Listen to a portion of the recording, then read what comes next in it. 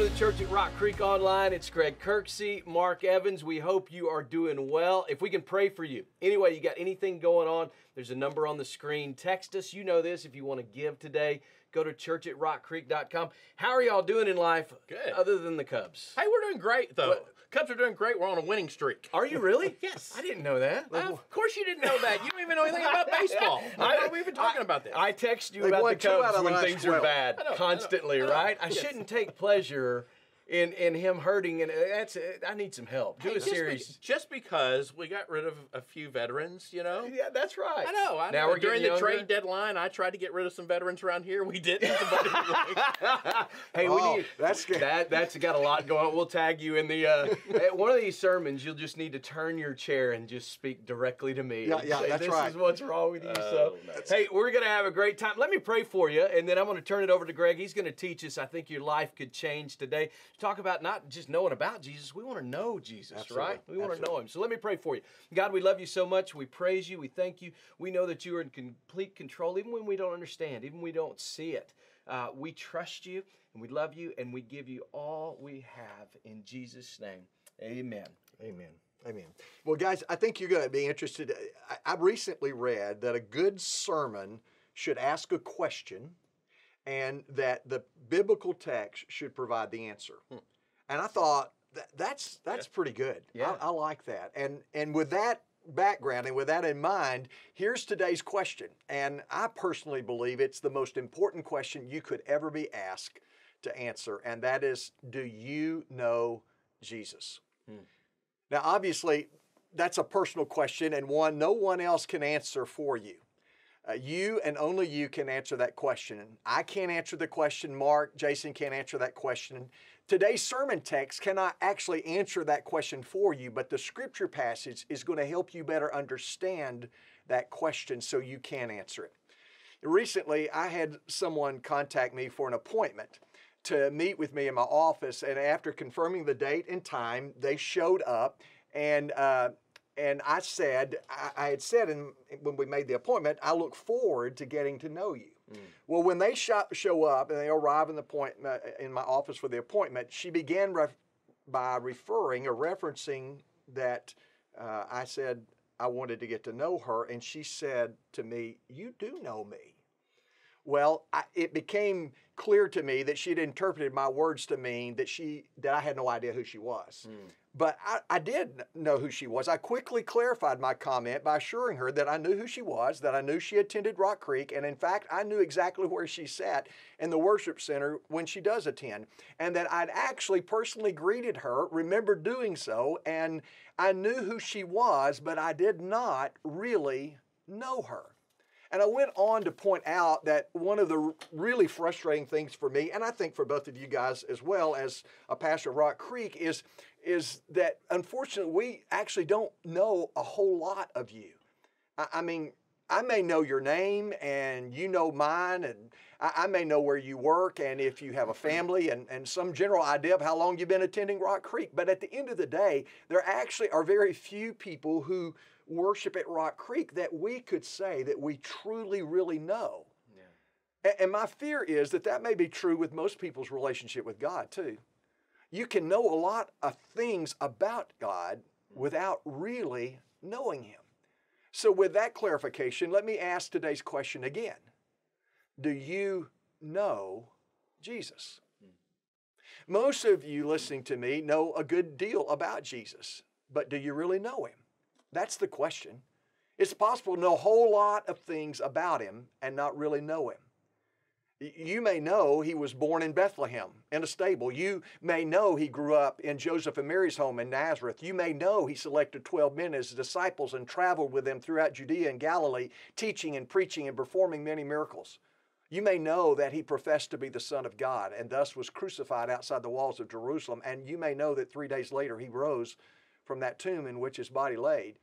You may know Jesus' story and be very familiar with His biography, but not actually know Him personally.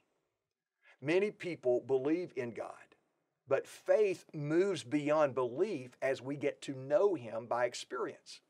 Brother Lawrence, I've been reading again that classic book, Practicing the Presence of God, and Brother Lawrence came to have such an intimate relationship with God that he said, I believe no more, but now I see. It's when your faith becomes sight. It's the experience. You know, I thought about this recently when a good friend became seriously ill. This was a person with whom I'd had many conversations about God, to discuss spiritual things. But I found myself wondering, as his life seemed to be hanging in the balance, is he ready to die? I knew he was religious. I knew he attended church, read the Bible, and had been baptized. But did he really know Jesus? And that is the question. It's the question for you, for each of us today. Do you know Jesus? You know, we live in a celebrity-crazed culture that has led us to believe that we know someone because of an article we read in one of those magazines that sell at the checkout stand, or because we follow them on social media or watch them on television. We may know a lot about those celebrities, but very rarely do we really know them. The same can be said for knowing God. You know, never in the history of Christian church has so much theological information been so available to so many people as it is today. I mean, you got multiple translations of the Bible, you've got books, Bible studies, insightful articles, recorded sermons that you can log on anytime and listen to. You got movies and so much more. And yet there's little evidence that would lead us to believe it has actually helped us to truly know Jesus. And here's why. The accumulation of information is not how you get to know someone, especially how you get to know Jesus. No one understood this better than the Apostle Paul, because few people had accumulated more information about God during the first century than Paul had. And yet, as you are about to see actually in today's text, he had still come up empty. So here's the question, guys. I want to just ask for just a minute. How's it possible to know so much about someone and not really know them? And especially as that may apply to Jesus. But you guys go for that. Yeah, you know, I think that when you look at Christianity as a religion, then that's about knowing answers. And instead of looking at it as a relationship with knowing the person, because it's much easier to do religion than it is to have a relationship. Yeah. And so our natural default is to do the easiest thing, which is religion. Right. Yeah. Right. Not relationship. Yeah. And somewhere along the way we become blinded to that those two things are different. Yeah. Informational rather than relational. Yeah.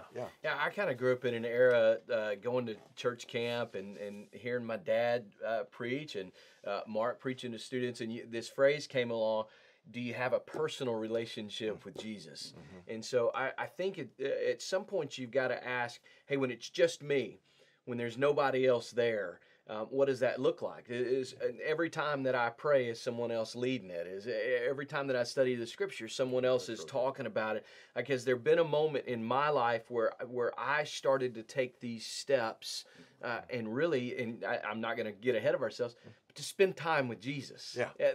That's a personal thing. If it's always somebody else or something else, then it really never becomes personal for me. It's got to be first person. Yeah, absolutely. That absolutely. personal encounter. Yeah. Well, I want you to listen to what Paul said in our focal passage today in Philippians chapter 3, verse 10. Paul says, my goal is to know him and the power of his resurrection and the fellowship of his sufferings, being conformed to his death. Now, I want you, if you've opened your Bible, to circle that word know, because that is the key word for today's message. Circle the word know. We're going to come back to that in just a moment. Up to his conversion, Paul, who wrote these words, was the gold standard in the world of religion. I mean, he had the highest moral standards, was legalistic, self-righteous, and apparently pretty harshly critical of anyone who he believed erred in any way from that straight and narrow. But those words of Paul we just read don't sound like that at all. They have an entirely different tone, and it's obvious Paul's not the same man we read about in the book of Acts who was tracking down Christians to persecute. He's had a conversion, a change of heart. He met Jesus on the Damascus Road, and after his encounter with Jesus, he had a different priority, a different passion. Paul's goal was to know Jesus. And so I want to ask you, have you ever met someone and after you met them, you felt like you just had to get to know them? I mean, maybe it was a boyfriend or a girlfriend, or perhaps the person you wound up actually marrying. Maybe it was someone at church or someone at work or in your classroom, or maybe it was one of your teachers and you were so impressed with them that you just had to get to know them. So what about that, guys? Just in personal experience, have anybody in your own lives that you've met that you either did actually get to know better because you wanted to, or you just had a desire, I wish I could really know that guy and what makes him tick? Yes, my wife. Only answer. That's exactly what you're doing. That's what he said. That was the end of it. That was the end of it. Have you ever met anyone? Maybe it was your wife. No, I've met a lot of other people I wanted to get to know more than Courtney. Answer that question now. Oh man, people that we wish All right, we wait. You're going to set it up different. Exclude our wives. Okay, let's exclude our wives. There's two. There's two people that I would have loved to get a chance to spend more time with, and I don't agree with everything they say, but I agree with how they say everything they say. Yeah. Andy Stanley and Rick Warren seem to never get caught up in being led by anger. Yeah. And I've been in a room with Rick Warren, never got to talk to him personally. I've gotten a chance to speak to Andy a couple of times, but he would have no clue who I am. But I would love to just sit and listen. Yeah. You know, probably around the same how you were with Billy Graham when you got to spend a little bit bit of time with that. But those are folks that I sit back and go, man. Yeah. I could learn from that. I want to know. Know them. Yeah. Know. All right. So somebody right now, Bob Goff. Yeah. So I have been just intrigued so much by all the things that he's written, and so I'm now getting to know him, getting to spend time with him on a monthly basis, and just not talking to him, but also texting back and forth and learning about how what intrigues me most about Bob is how he's living out the purpose God's called him to, and how he makes sure that comes alive. God's purpose in him every day. Yeah. So I feel like instead of feeling like, what am I, 57, 58, 57, instead of feeling like I'm 57 when I know it, 57 when I talk to him, I feel like I'm 25 again. Yeah, you know? That's cool. So that's cool.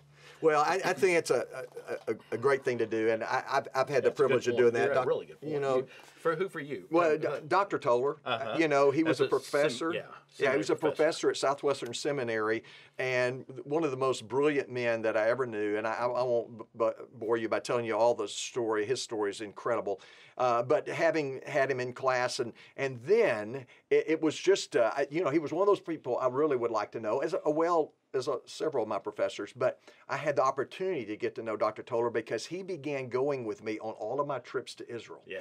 I wish I had gone. Oh my gosh. I mean, I get chills up my spine thinking about sitting on that bus, going across Israel, talking to him, listening to him talk, telling me his stories, telling me about experiences he had in Israel and all the biblical background from that. I mean, he was an amazing, amazing man who's already gone to be with the Lord now. But I am so thankful for those years that I got to ride and spend, you know, a week or two at a time with him on the bus traveling across Israel because I got to know him there. And that's like you said a moment ago, it's spending time.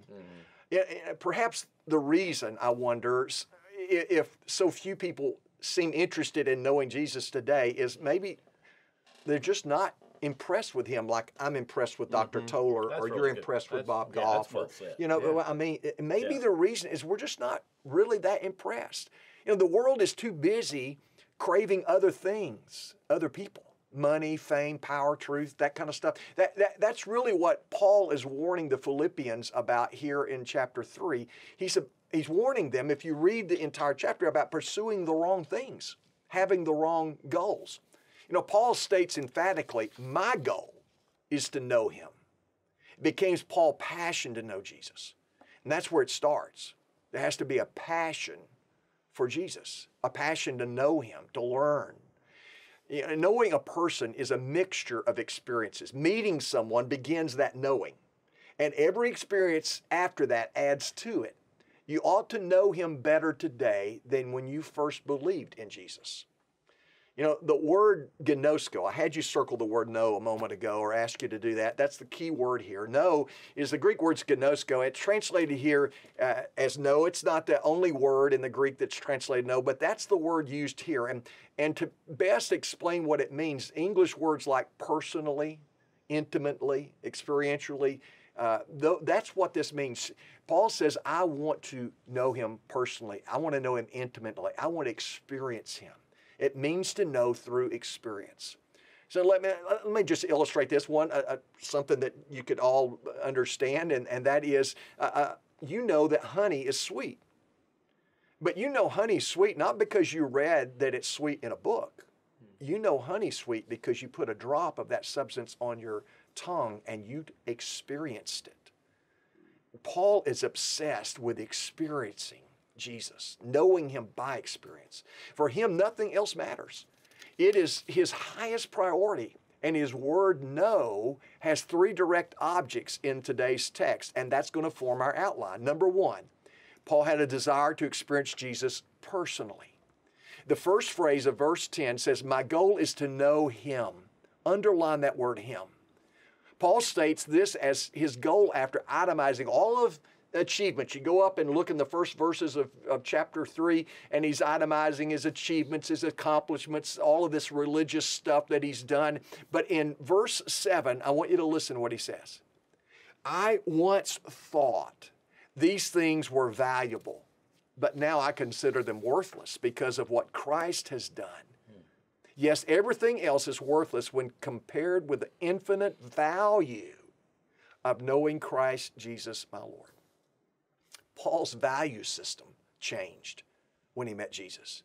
Nothing means more to him now than his personal relationship with Jesus. Jesus changed everything for Paul. He changed Paul. He has changed his priorities, his values. And the question is, has he changed you? Did your priorities change after you met Jesus? Have your values changed after meeting Jesus? How does that happen, you say? Well, Jesus told us in Luke chapter 9, verse 23, and I'm going to use Jesus' words throughout the rest of this sermon to help us understand this. He said, if anyone wants to come with me, he must deny himself, take up his cross daily, and follow me. So to experience Jesus personally, I have to surrender to him. I surrender, that's the key. Surrender to him. Deny myself is what the scripture says. 3 times in Philippians 3, Paul used the word loss to describe what once he was proud of and cherished, but now considers worthless.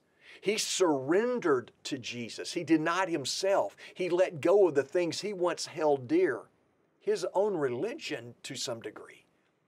I recently heard someone say that people are more in love with their Christian culture today than they are Christ. And I fear that may be true for many, perhaps some of you. Paul wanted to know Jesus.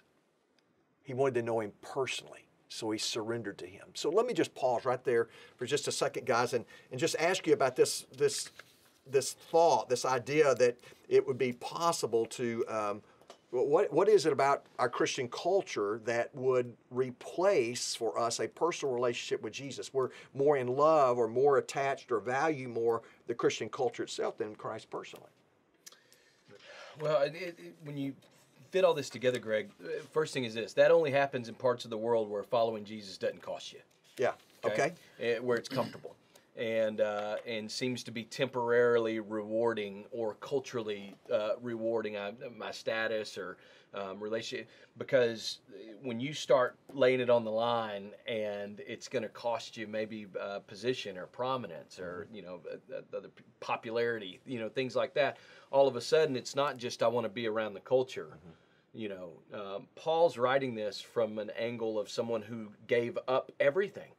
His position, his authority, relationships, all those things for the sake of Christ. And I think in fitting with the first part, and I'm not trying to preach forever here. Psalm 34:1, David writes, taste and see that the Lord is good. Once you have experienced that, like the honey thing, like I don't need anybody else to tell me about it. Yeah. And so sometimes when we haven't trusted Jesus ourselves, it's all we ever know.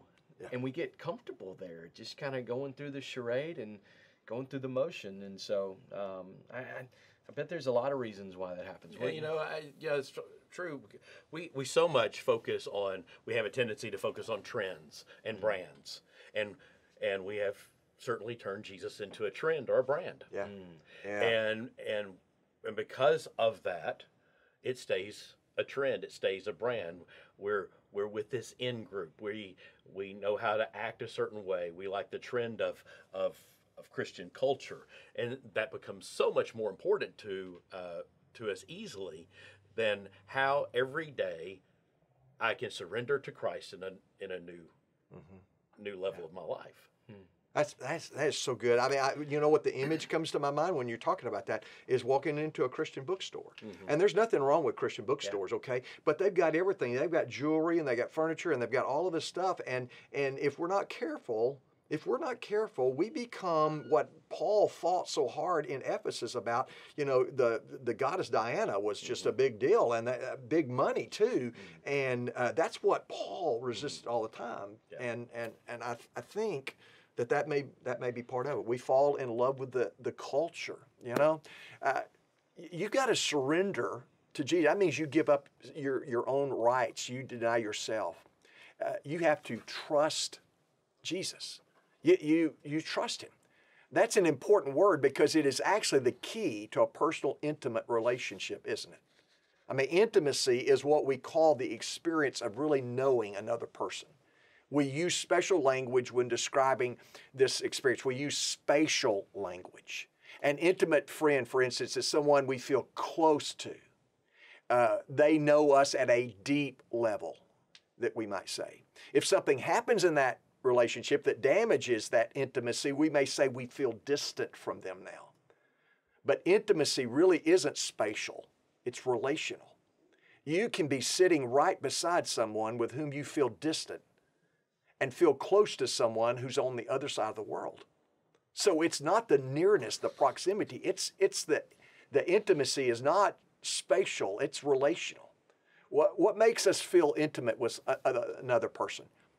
There are many elements, but I think common to them all is the word trust. Trust is at the heart of intimacy. The more we trust someone, the closer we become to them. This is true in our relationship with God and our relationship with people. The more we trust Jesus, the more personally and intimately we get to know him. You know, trust in the Lord with all your heart is a verse from Proverbs 3, 5, and 6. We've committed to memory. Trust in the Lord with all your heart and do not rely on your own understanding, but think about him in all your ways and he will guide you on the right paths. It's trust. Trust breeds trust. It comes down to trust, and it's never too late. And so here's the question. Why is trust such an important ingredient in our relationship with God? Guys, go. It's the ingredient, right? I mean, nothing else happens. You can't trust someone unless you love them, and really try unless you know that they love you. The old student ministry team building deal where somebody folds their arms and falls backwards and a team's holding them. Well, they've got to trust. They're building trust. Yes, they've got to trust that the people down there love them enough to catch them. You know that, and so, but it's action, Greg. Yeah. There's a step, right? And so that trust in the Lord with all my heart. It's a submission in every area of my life, and that's what Paul's talking about here. You know, you're going to get to the sufferings here in a minute, but from the top to the bottom, it's a complete, total surrender to the lordship of Jesus. And the great thing is that sometimes when preachers say that, everybody goes, well, I'm not sure. It's coming to a place where you would understand that the best possible place for you to be is trusting God with your entire life. I think. Yeah. And, you know, and if you're a person who always has to see it to believe it, boy, you're never going to get there. Yeah. You know, and so you have to, in trusting the Lord, you have to be willing to say, I don't have to know all the answers. Yeah. I don't have to even pretend like I know all the answers. I just am going to fold myself, just let myself drop into God's hand. Yeah. And you Yeah. go from there. And that what produced the image that's produced in my mind, and y'all both, I'm sure, have been there with your children, is the dad standing in the pool trying to coach their child to jump into their arms off that diving right. board. I can't swim though. He's seen it happen. Yeah, I have watched that happen though. But yeah, saying I got you. Yeah, Yeah, I've got you. yeah. And when that happens, guess what? It breeds a trust, an intimacy there, because I can take this leap. I can do something that I'm really a little uncertain or even afraid of, but I'm jumping into the arms of God. That's what it means. Yeah. That's what it is. I want you to hear what I'm going to tell you right here. Paul had been a missionary for 10 years when he wrote the words that are our text. He has traveled all over the Mediterranean world teaching people about Jesus. So do you understand what he's saying here to us? There's always more of Jesus to know. You never plumb the depths of Jesus. There's more of Christ to experience. So whether you've been a Christian for 3 months, 3 years, or 83 years, there is always more of Jesus to know. Paul wanted to know Jesus personally. So second direct object in verse 10, and it leads us to believe that a desire to experience Jesus powerfully was what was driving Paul.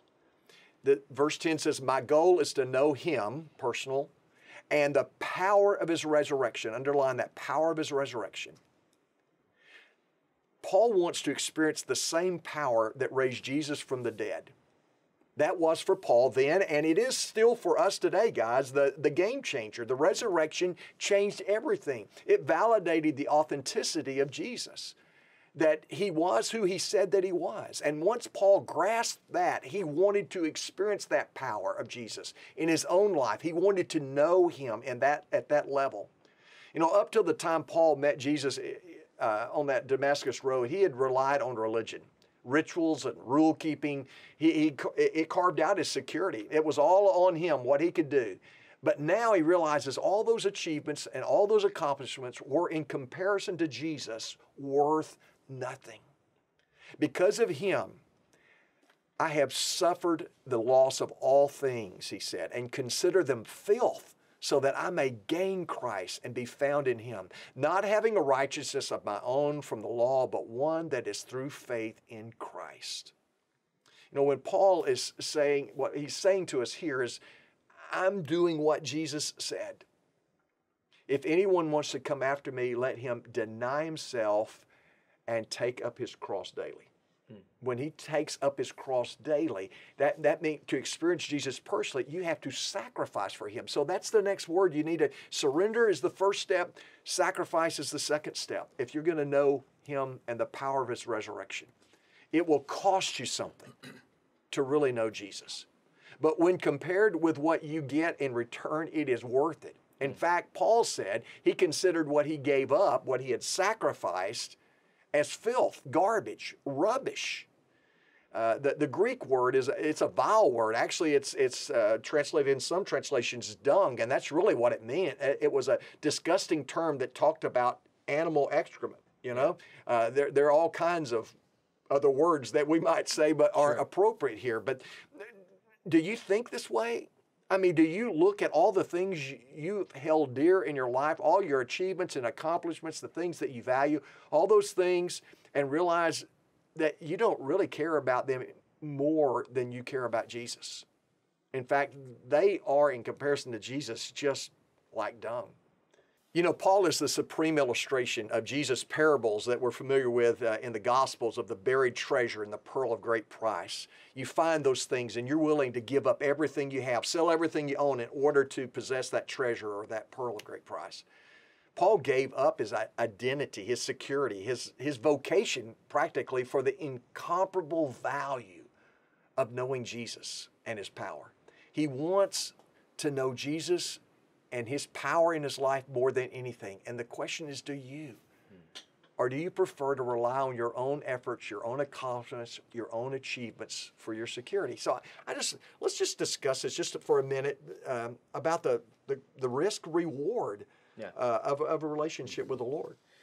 Yeah, in context here, I think what Paul, the risk reward, man, he's living for eternal things, not temporary things. Oh, and when everybody's reading this, they would have known that he gave up a pretty elite position. Yeah. They would have understood all of that. But you know, in Romans, Paul says, what I want to do, I don't do. What I don't want to do, I end up doing those things. So that's desire. He wants to do right. He doesn't want knowledge. He knows what's right and what's wrong, but he doesn't have power. He had tried so hard to be good. He had tried so hard to do it right. And at the end of that passage, he says, "Thanks be to God who delivers me through Jesus Christ." Yeah. He had found that there was a power accessible to him in Christ that he did not have on his own.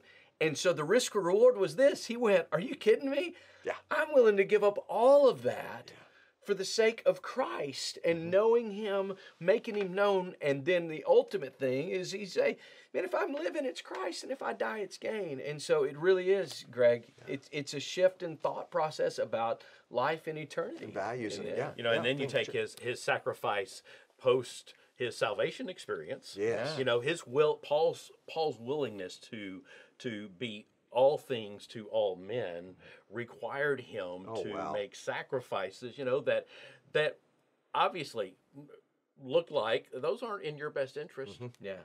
But Paul was willing to do them because they were risks that were going to could cost him something, but he knew that his job was to make him known. Absolutely. The reward was worth the risk. Yeah. And if it didn't work out, he was going to that price was worth him paying. And I would say this, Greg, you get to a point where it's not a risk. Yeah.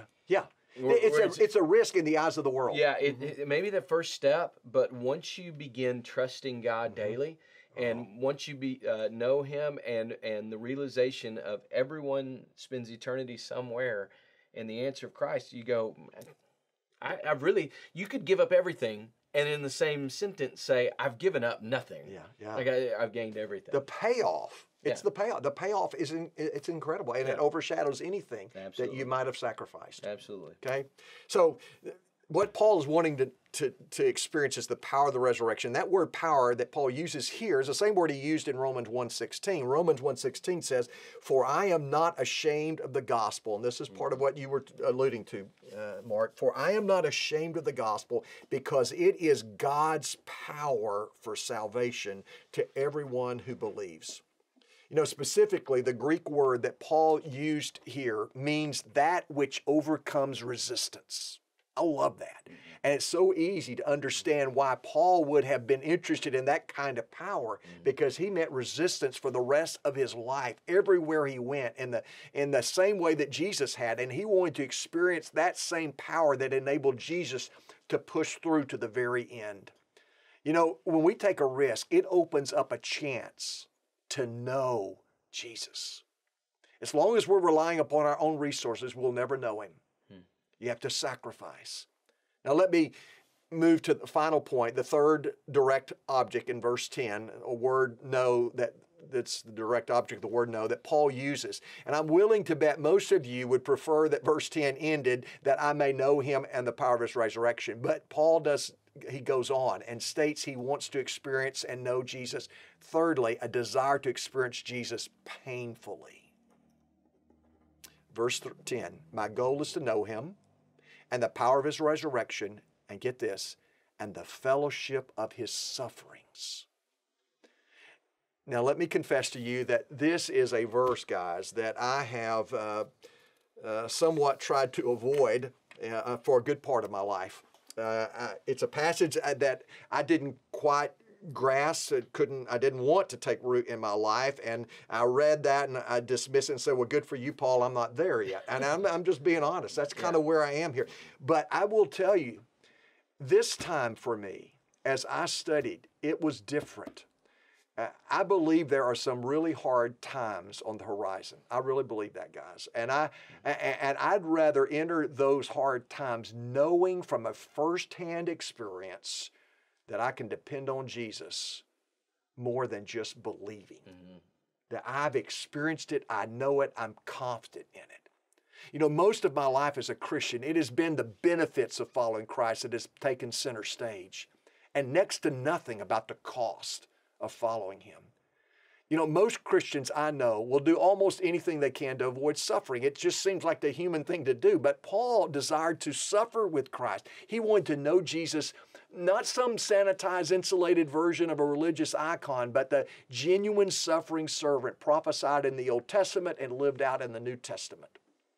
So Luke 9:23, we return to Jesus' own words. If anyone wants to come after me, he must deny himself, he must take up his cross daily, and third, follow me. You know, to follow Jesus means to suffer. To experience Jesus personally, I must suffer with him. To live a life free of suffering is to miss a very important part of knowing Jesus. If God's plan were for us to live a pain-free life, don't you think we would? You know, pain is a part of the process of living here on this earth. It's a great classroom as well. You know, we learn valuable lessons from God in our suffering. I can tell you from my own personal experience that I've come to know God more in my times of pain than any times of worship. And I love worship. I love worship, and I'm not putting that down at all. I'm just saying that I've learned more about God in those times of pain. There's a reason the biblical gospel has always been about following Jesus even if I lose my family, even if my faith deteriorates, even if I lose everything I own, I still want Jesus.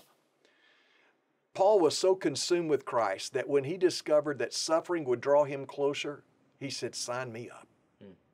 I want to experience that too. Pastor Francis Chan said when he visited Korea, he had a dinner with a man who had been imprisoned by the Taliban. Korean believers were being taken from their cells and being killed one at a time. They were eventually rescued, but all the people who had been imprisoned one at a time came to their pastor and said, don't you wish we were still imprisoned by the Taliban? I want to go back to that cell because there I was so close to Jesus, and it's better than all of this stuff. Now, most of us can't relate to that. But can I tell you from day one, it's been God's purpose for you to get to know him. And he's made it incredibly easy for us in sending his son, Jesus. You can know him. And in John chapter 14, Jesus said, if you know him, if you know me, you know my Father. The most important question is this: do you know Jesus? Do you really know him or just know about him? Let me close by sharing a verse that from Matthew chapter 7, end of the Sermon on the Mount. Jesus is talking about the end, and this is what he says. On that day, many will say to me, Lord, Lord, didn't we prophesy in your name, drive out demons in your name, do many miracles in your name? In other words, didn't we do a lot of religious stuff? And then I will announce to them, Jesus said, I never knew you. I never knew you. The way you can know Jesus is you trust him with everything. You surrender, you sacrifice, you even are willing to suffer with him and for him. Would you bow with me right now? If today God has spoke to you and you realize that you've sort of settled for knowing about Jesus, but you don't really know him, you don't have confidence, then I want to encourage you right now to place your trust in Jesus. Just verbalize that to him. Just say, Jesus, I surrender my life to you right now. I give up everything in order that I can know you and experience you. And God, I just want to live the rest of my life for you. And I ask you to save me right now. In Jesus' name, amen. You know, if you prayed that prayer, there's a number there on the bottom of the screen. If you'll just text trust, just text the word trust. Somebody from our staff is going to call you. One of our pastors will call you, and we'll talk about how you can move from this point to that next point of learning to know who Jesus is. I hope you have a great week.